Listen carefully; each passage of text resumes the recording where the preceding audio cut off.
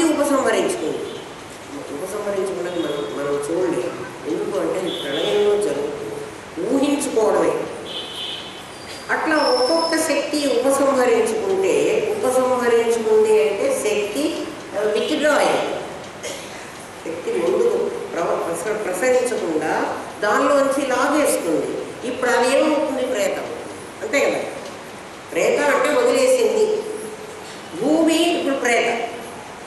ఎప్పుడు భూమి ప్రేత? భూమిలో తిరిగేటువంటి శక్తిని ఎప్పుడైతే ఉపసంహరించుకుంటుందో అప్పుడు భూమి ప్రేత. అది ప్రసరించజేసిందంటే అది అది బ్రహ్మ. అట్లా నీరు కూడా, అట్లాగే అగ్ని కూడా, అగ్నిలో మండేటువంటి శక్తి, దాహక శక్తి, కాలేటువంటి శక్తి, ఆ శక్తిని ఉపసంహరించుకుంటుంది. పంచభూతాలలో ఉండేటువంటి శక్తిని పంచభూతాలలో ఉపసంహరించుకుంటే అప్పుడు పంచభూతాలు కూడా ప్రేతలు. ఒక శరీరంలో ఉంటే ఇందాక చెప్పుకున్నాం మనం 5 కోశాలని. ఇప్పుడు పంచభూతాలలో ఉండేటువంటి శక్తిని కూడా ఉపసంహరించుకుంటే పంచభూతాలు ప్రేతలైపోతాయి. ఇది కాక పంచబ్రహ్మలు 5 ఉన్నారు. వాళ్ళెవరు? ఇంకో అర్థం చెప్తున్నారు.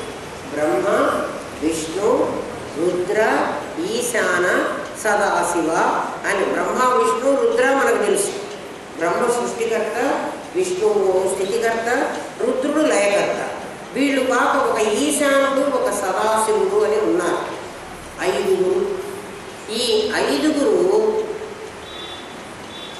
వీళ్ళ 5 శక్తితో కలిపితే జీవం, శక్తి లేకపోతే శవం. నిర్జీవం. నిర్జీవం అంటే శవం. శక్తితో కలిసి ఉంటే, అందుకే వాళ్ళకి బ్రహ్మగారికి సరస్వతిని భార్య చేశారు. నిజంగా వాళ్ళందరూ మనుషులు కాదు. బ్రహ్మకు సరస్వతి భార్య, విష్ణువుకు లక్ష్మి భార్య. అంటే సరస్వతి భార్య అంటే బ్రహ్మ సత్వంలో నుంచి వచ్చాడు కాబట్టి సత్వంలో ఇచ్ఛాశక్తి, అందుకే క్రియేటరు ఆయన. ఈయన పోషణకర్త. రజస్సు కావాలి పోషణ. ఇంట్లో బియ్యం పెట్టుకునే చాటులో అన్నం అవుతుంది, లేదా ఆకలి అవుతుంది, అన్నం తిందాం అంటే చాటులో బియ్యం అన్నం అవుతాయా? ఏం చేయాలి? నేను లేవాలి, ఆ బియ్యం గిన్నెలో పోసుకోవాలి, నేను కడుక్కోవాలి. బియ్యం కడగాలి కదా. బియ్యం కడిగి ముందు బియ్యం కావాలి నాకు. బియ్యం కడిగి నీళ్లు పోయాలి. నీళ్లు పోసి నిప్పు మీద పెట్టాలి. నిప్పు మీద పెట్టాక ఆవిరి రావాలి, ఎందుకంటే అది ఉడకాలి కదా. ఆవిరైనా అది అన్నంగా పెద్దదిగా అవుతుంటే నాకు గిన్నె, చిన్న గిన్నె పెట్టి నేను అన్నం వండుదామంటే కాదు. నాకు ఆకాశం ఉండాలి, పెద్ద గిన్నె కావాలి. అంటే అన్నం ఎక్కువ అవుతుంది. అవ్వటానికి నాకు పెద్ద ఖాళీ స్థలం కావాలి. ఇప్పుడు 5 భూతాలు అన్నంలో చేరాయా అంటే వాటికనే వచ్చేసినాయా? కాలే. నేను నా రజస్సుతో చేశాను ఆ పని. అంటే నాలో రజస్సు శక్తి లేకపోతే నేను పని చేయను, కూర్చుంటే అన్నం రాదు. దాంతో నేను పని చేశాను. ఈ పని చెయ్యకపోతే అది నిర్జీవం, పని చేస్తే అది సజీవం. ఇప్పుడు ఇలా 5 చేస్తున్నప్పుడు లక్ష్మి, అందుకని రజస్సును సూచించడానికి లక్ష్మి. అందుకే ఆమెకు ఎర్రటి చీర కడతారు, మీరు చూశారో లేదు. సరస్వతి దేవి సప్తగుణం అని ఆమెకు తెల్ల చీర కడతారు. బొమ్మల్లో చూడండి, వీటన్నిటికీ సంకేత అర్థాలు ఉంటాయి, మనకు తెలియదు. నాకు కూడా కొన్నే మా గురుదేవులు చెప్పారు కాబట్టి నాకు కొన్నే తెలుసు. మరి అన్నీ నాకు కూడా తెలియదు. నాకు తెలిసినట్టు మీరు చెప్తున్నాను. సరస్వతీదేవికి తెల్ల చీరే కడతారు ఎక్కడైనా చూడండి కదా. లక్ష్మీదేవికి ఎర్ర చీరన్నా ఆకుపచ్చ చీరన్నా కడతారు. ఆ 2 కూడా ఆకుపచ్చగా జెండా రైలు కదలటానికి ఆకుపచ్చ రంగు చూపిస్తారు కదా. అట్లా ఆమె కూడా రజస్సుకి చిన్నంగా ఎర్ర చీరైనా ఆకుపచ్చ చీరైనా అమ్మవారికి కడతారు లక్ష్మీదేవి. పార్వతికి నీలం చీర కడతారు, నల్ల చీర నీలం చీర కడతారు. చాలా వరకు ఆమెకు అది. అంటే మనం తమస్సు అంటే ఇంకేదో అందరినీ చంపడం అది అనుకోకండి. మనం నిద్రపోవడమే తమస్సు. నిద్రపోతే మనకేమిటి? చీకటి ఏముంటుందా? ఏమైనా వెలుగుంటుందా కళ్ళల్లో? ఏముండదు, చీకటి. అదే అజ్ఞానం. ఆ నేను అనేటువంటి స్ఫురణ కూడా అందులో లయమైపోయింది ఆ చీకట్లో. ఈశాన సదాశివ సదాశివ అనేటువంటి వాళ్ళు వీళ్ళ ఇద్దరికీ మరి భార్యలు ఎవరిని సృష్టించారో మనకు తెలియదు. మరి ఈశాన సదాశివ అఘోరేభ్యో ధఘోరేభ్యో ఘోరఘోరతరేభ్యో సర్వేభ్యో సర్వేభ్యో నమో అస్తు విశ్వరూప అంటారు. శివుణ్ణి ప్రార్థిస్తూ గురపడున్న వాళ్ళకి తెలుస్తుంది ఎవరికైనా. అంటే మాకు మంత్రాలు ఏం తెలుసులేమ్మా, వాళ్ళు ఏదో చేస్తుంటారు, మేమేదో చూస్తుంటున్నాం. ఎవరైనా గురప్పడు అని ఉంటారు చూడండి, ఆ గురప్పడు వాడు శివుడే.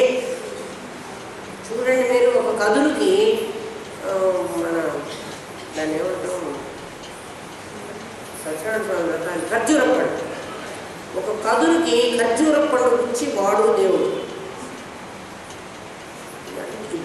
అసలు మన మతంలోనే రాయి పెడితే రాయి దేవుడు, ఒక్క పెడితే ఒక్క దేవుడు, హరిద్రాభిషేకం పెడితే పసుపు గౌరవం పెడితే అది కూడా దేవుడే. ఏది లేకపోతే చిన్నపిల్లలు ఆడుకుంటూ దేవుడు ఆట ఆడతారు. ఎప్పుడైనా దేవుడు ఆట ఆడితే రాయి బొమ్మ, ఇట్లా ట్రయాంగిల్ షేప్లో ఉన్న రాయి బొమ్మ వాళ్ళకి దేవుడు. అంటే సర్వత్రా దైవ దర్శనం చేయగలిగారు కదా మన వాళ్ళు. అటువంటి వంశంలో పుట్టాం మనం పాశ్చాత్య నాగరికతను పట్టుకుని వాళ్ళు చాలా గ్రేట్ అని చదువుకుంటాం. ఏమంటే మంది తెలియక మనకు తెలియదు. మనం తెలుసుకోవాలనే ప్రయత్నం కూడా మనం చేయం. వాళ్ళందరూ చుట్టెలు పోసుకుంటే మనం కూడా విరమోసుకుంటే చాలా బాగుంటుంది. ఎందుకంటే అది విదేశీ సంప్రదాయం. మన వాళ్ళు ఈ మధ్య ట్యాంకర్లు కూడా చుట్టూ విరమోసుకోవడం మొదలుపెట్టారు. ఇదివరకు విరమోసుకునేవాళ్ళు కాదు. వాళ్ళు విరమోసుకుంటే మేము విరమోసుకుంటే వీళ్ళంతా దయ్యాలన్నమాట. అస్సలు జుట్టు విరమోసుకోకూడదు. మా చిన్నపిల్లలు మమ్మల్ని మా పెద్దలు ఏమనేవాళ్ళంటే జుట్టు విరమోసుకుంటే దయ్యం పడుతుంది అనేవాళ్ళు. దయ్యం పడుతుందంటే భయపడినా మేము ముడి వేసుకునేవాళ్ళం. ముడి లేకుండా అసలు జడకి చివరిలో రిబ్బని లేకుండా జడ అలా వదిలేసేవాళ్ళు. ఎందుకంటే ఊడిపోతే దయ్యం పడితే. ఇప్పుడు మరి వీళ్ళకి ఏ దయ్యాలు పడతాయి? వీళ్ళకి దయ్యాలు ఆల్రెడీ పట్టించారు. వీళ్ళందరూ దయ్యం పట్టిన వాళ్ళే. అట్లా పిచ్చి వేషాలు వేసే వాళ్ళందరూ దయ్యం పట్టిన వాళ్ళు కాదు. మనుషులు మామూలు వాళ్ళు కానే కాదు.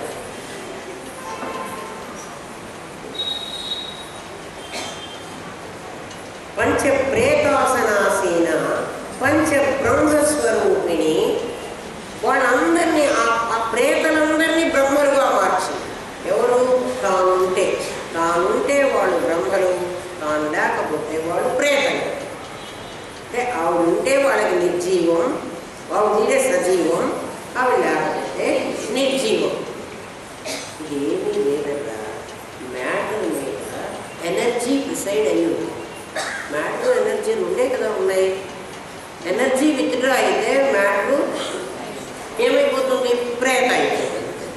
ఎనర్జీ ఉంటే ఎనర్జీ మ్యాటర్ కలిసి వస్తువుగా తయారవుతుంది. అందుకంటే ఏం సైంటిఫిక్గా చెప్పాలంటే అది ఉండేది.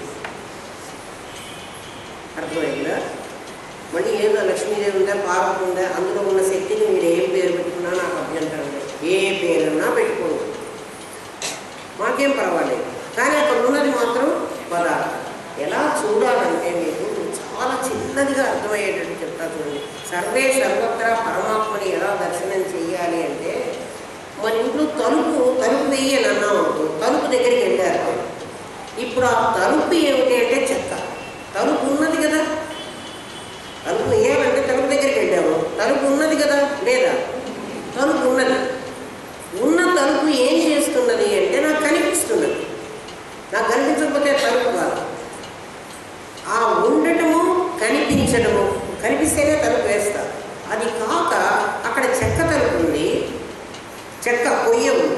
ఆ పొయ్యకు శబ్దస్పర్శ రూపరసగంధాలన్నీ ఉన్నాయి. ఇప్పుడు అది ఉన్నది నాకు కనిపించింది, ఆ రెండు పరమాత్మ పరమేశ్వరి లక్షణాలు అనుకుంటే తలుపు నీకు దేవుడు కాలే? అయినా కాలేదా? నీ భావనే అమ్మా. నిన్న అన్నం తింటూ నువ్వు యజ్ఞం చేసిన భావన చేసినప్పుడు, యజ్ఞ ఫలం నీకు ఇచ్చినప్పుడు అక్కడ తలుపులో నీకు దేవుడే ఉండాలా? ఉండక్కర్లే. నువ్వు ఏ వస్తువును చూసినా అది పరమాత్మ స్వరూపం. సచ్చిత్తుడుగా చూడండి.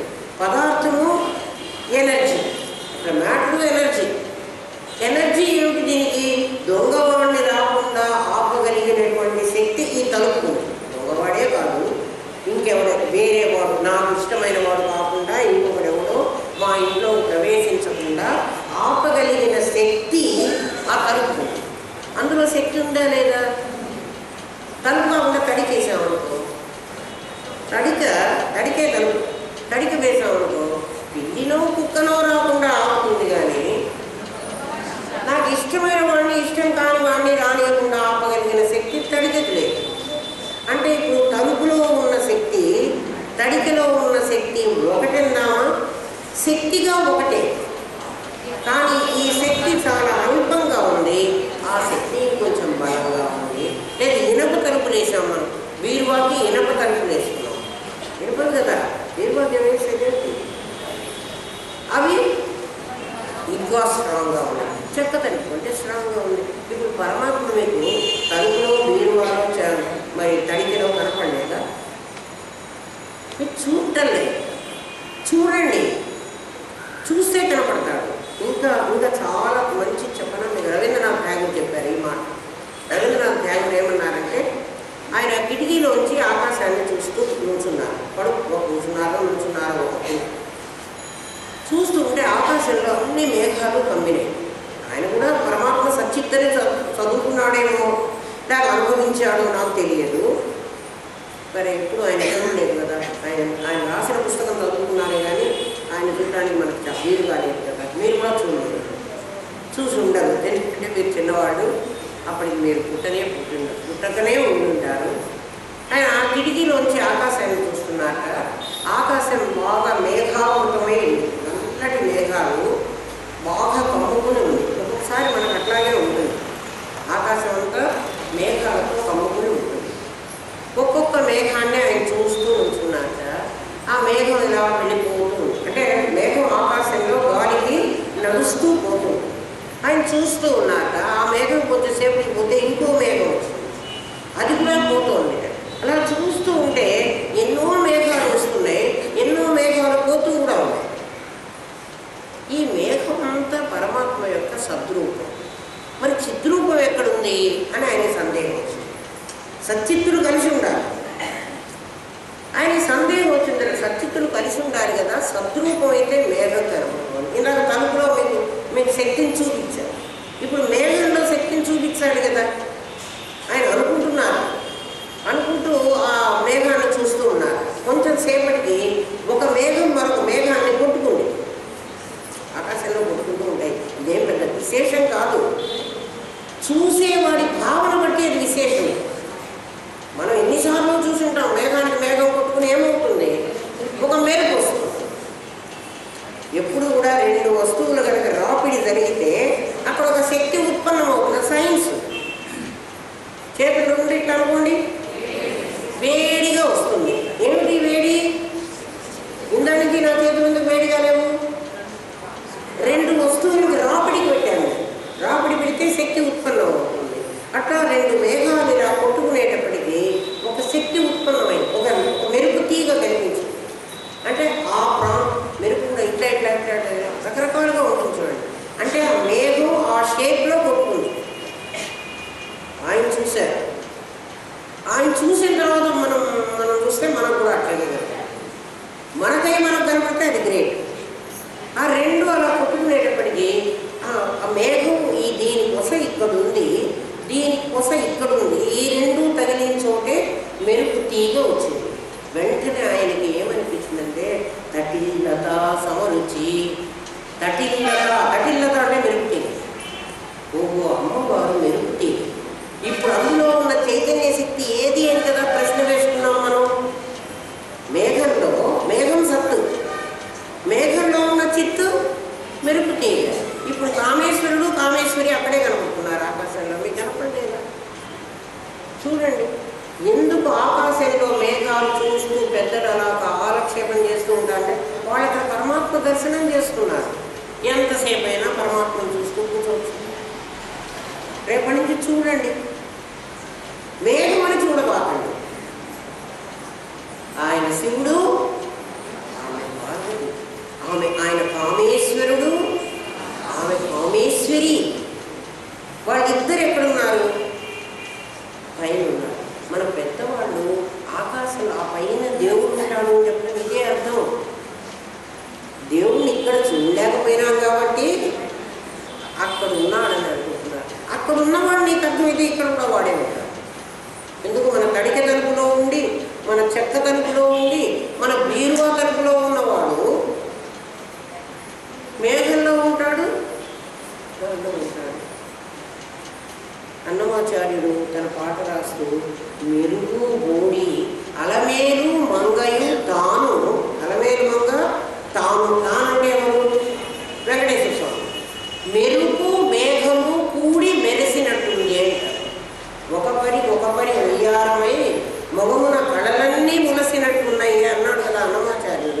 ఆయన ఏమంటాడంటే ఆ జగదేకపతి శరీరంలో కర్పూరం పూస్తే కర్పూరం పూసాక అది ఎలా ఉందంటే ఆ అమ్మవారు మెరుగు బోడి అంటే అటువంటి బోడి అంటే బోడి కాదు, శరీరము మేలు బోడి అవుతుంది.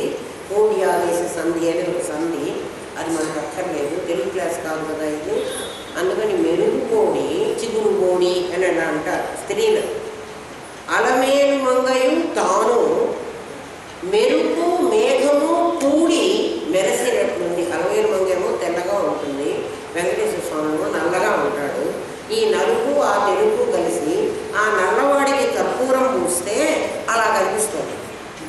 వాడికి పూసింది కర్పూరం,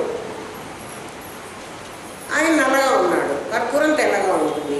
అది అమ్మవారు లాగా. అంటే అన్నమాచార్యులు ఆ రాతి శిలలో పరమాత్మని పరమేశ్వరిని ఇద్దరిని చూడగలిగాడు. ఆలోచించండి. తటిల్లత సమరుచి షట్చక్రోపరి సంస్థిత అని అమ్మవారి నామం రవీంద్రనాథ్ ఠాగూర్ గుర్తొచ్చింది. ఓ తటిల్లత, మెరుపు తీగ, ఇది మెరుపు. ఇవి రెండు వస్తువులు కొట్టుకుంటే వస్తుంది. రెండు వస్తువులు కొట్టుకుంటే అక్కడి నుంచి శక్తి ఉత్పన్నమవుతుంది. అందుకే ఆ శక్తి ఇంకా ఉండటం లేదు, ఆ శక్తి అలాగే ఉండటం లేదు. షాక్ కొంచెం స్టాటిక్ లాగా ఉండండి. నాకేం నేను మీ పంచబ్రహ్మ స్వరూపిణి దగ్గర ఎంతసేపు ఉన్నానా నేను? సరే. పంచప్రేతాసనాసీన పంచబ్రహ్మస్వరూపిణి చిన్మయి అంటే ఆమె చిదగ్నికుండంలో పుట్టింది. అది కదా మనకి చెప్పింది. అగ్నికుండంలో ఏ వస్తువు వేసినా అది అగ్ని అయిపోవాలి. అగ్నికుండంలో ఏ వస్తువున్నా వేసేటప్పుడు ఎలా ఉంటుంది? కట్టెగా ఉంటుంది. కట్టెకు వంకర ఉంటే ఆ అగ్నికుండంలో కూడా అది వంకరగానే ఉంటుంది. అలా కాకుండా కట్టెలేస్తే ఒక్కోసారి ఇంత గుండు పడేస్తాం, అప్పుడు ఆ గుండుగానే ఉంటుంది. కట్టె ఏ షేప్లో ఉంటుందో ఆ షేప్లో ఉంటుంది. కొంతసేపటికి ఏమవుతుందంటే ఆ నిప్పుకి ఈ కట్టెంతా కూడా నిప్పులాగా అయిపోతుంది. అయితే షేప్ ఉంటుంది, మనం కదిలించే వరకు షేప్ ఉంటుంది. మన శరీరం కూడా తగలబెట్టిన తర్వాత రేపు వచ్చి కొడుకు ఆ బూడిదంతా ఎత్తాలి కదా, అది ఎత్తేంత వరకు పడుకోబెట్టిన శరీరం అలాగే గాలికి కదలకుండా ఉంటాయి. ఆ బూడిదతో సహా శరీరం మొత్తం అలాగే ఉంటుంది. షేప్ ఉంటుంది, దాని ఆకారం అక్కడే ఉంటుంది, దాని ఆకారం ఉండకుండా ఉండదు. ఇది షాక్ కొడుతుంది కదా, ఎందుకంటే ఈ జరీ చీరకి ఎక్కడో పుడుతో జడం. ఇందులో చైతన్యం అనేటువంటి శక్తి నీలో ప్రవేశించి, చైతన్యం ఉంది కదా మనలో, లేదా? చైతన్యం ఉంది. చిదగ్ని కుండమే ఇది. ఈ చిదగ్ని కుండకి పడిపోతుంది.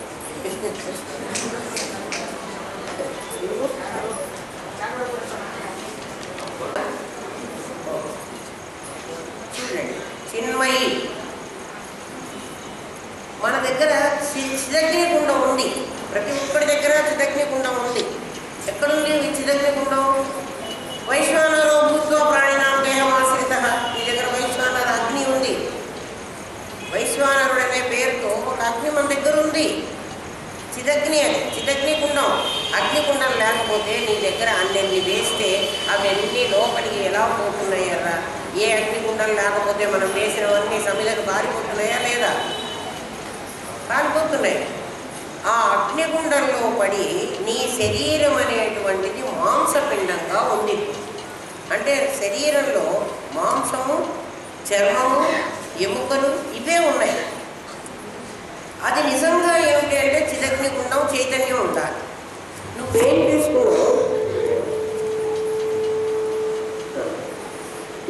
చేసుకున్నావంటే దీన్ని మాంసపిండంగానే గుర్తిస్తున్నావు, దాన్ని మంత్రపిండంగా చేసి తర్వాత చిన్మయిగా చేసి. చిన్మయి అంటే చైతన్యమే మొత్తం ఉన్నది, మొత్తం చైతన్యమే. ఇప్పుడు గురువు చెప్తున్నాడు నీలో చైతన్యం ఉంది, నీలో శక్తి ఉంది అని చెప్తున్నాడు.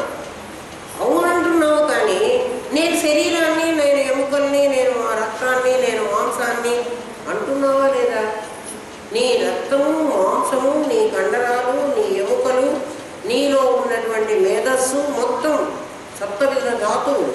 ఈ సప్తవిధ ధాతువులను చిరగ్ని గుండంలో పడేస్తే ఏమవుతాయి? కట్టెపుల్లల్ని సమిలల్ని అగ్నిలో వేస్తే చూడటానికి కట్టెపుల్లల్లాగే ఉంటాయి, కానీ అవన్నీ కూడా నిప్పుగా మారిపోతాయి. అది నువ్వు చేయాల్సిన సాధన. నువ్వు చిన్మయివి కాదు. ఇప్పుడు నువ్వేమైనావు? మృన్మయివైనావు. నువ్వు మృన్మయి అంటే మట్టి ముద్దలా ఉన్నావు. నువ్వేమవ్వాలి? చిన్మయి. అంటే నీ మట్టి ముద్దనంతా కూడా అగ్నిగుండంలో కాల్చు. అగ్నిగుండం ఎక్కడుందండి? ఎక్కడికి పోవాలి మేము అగ్నిగుండం కోసం? ఎక్కడికి పోవాకు, మీ ఇంట్లో కూర్చో.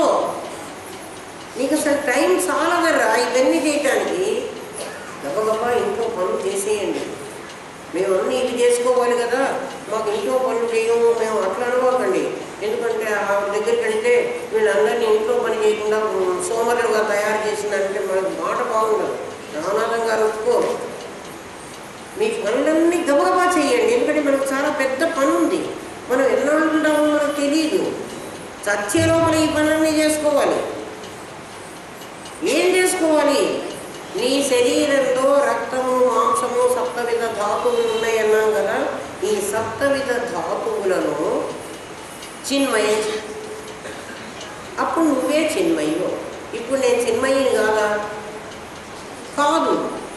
ఎందుకని? చిదగ్నిగుండం ఉంది నీ దగ్గర. కట్టెలు వేసావు, కట్టెలు వేసాం మనం అందరం, కానీ ఇంకా కట్టె రూపమే ఉంది.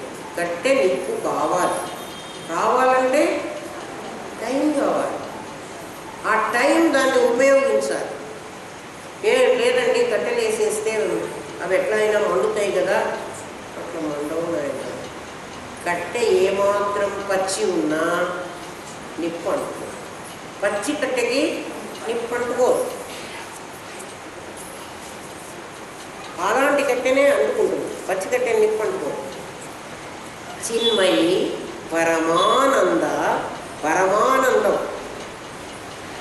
ఆత్మ అనాత్మ అనే రెండు ఉన్నాయి నీ దగ్గర. ఒకటి ఆత్మ, ఒకటి అనాత్మ. నేను నా శరీరము. నువ్వు ఆలోచించి, నీవు నీ శరీరం ఇద్దరున్నా. దేనితో తగలబెట్టాలో చెబుతున్నాడు. నీ శరీరము ఎక్కడి నుంచైనా ప్రత్యేకంగా వచ్చిందా అంటే నువ్వేమంటావు అంటే, అవునండి నాకు ప్రత్యేకంగానే వచ్చింది, పంచభూతాల నుంచి కదా నా శరీరం వచ్చింది, కాబట్టి ఇవి పంచభూతాలవి అని మీరు చెప్పారు కదా, ఆ 5 భూతాలవి కదా ఈ శరీరం, అందుకని నేను వేరు నాది వేరు. నేను వేరు నాది వేరు అంటున్నావు అంటే నాది నీకు ఎక్కడి నుంచి వచ్చింది? మీకు ఇంకా అర్థమయ్యే భాషలో చెప్తాను. బ్యాంకులో నాకు 1 లక్ష రూపాయలు సంపాదించి దాచిపెట్టింది. బ్యాంకులో నా డబ్బులు ఉన్నాయి 1 లక్ష రూపాయలు.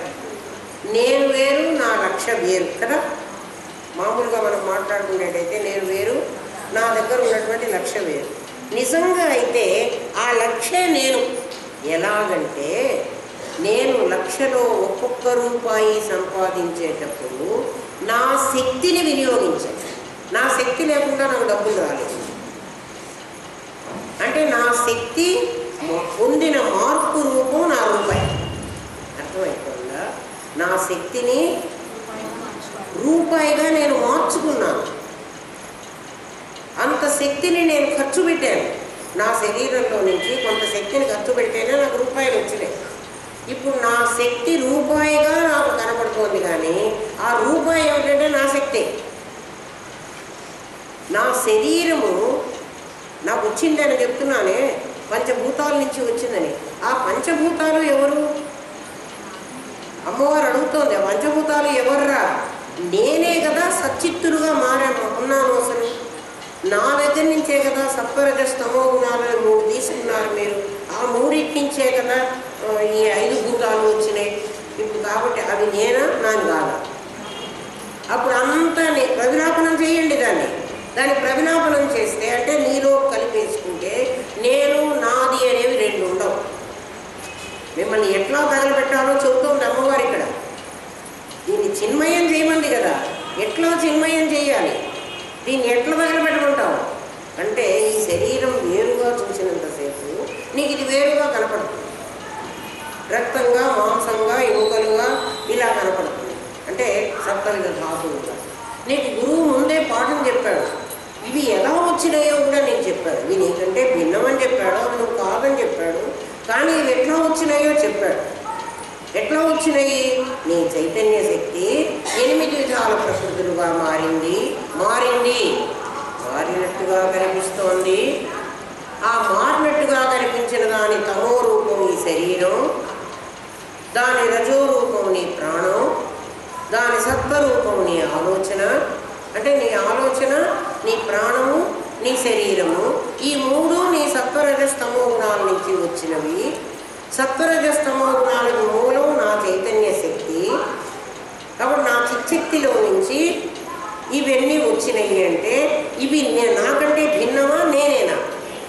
మరి ఇందాక భిన్నం అన్నారు కదండి. అంటే ఏదిగా భిన్నము?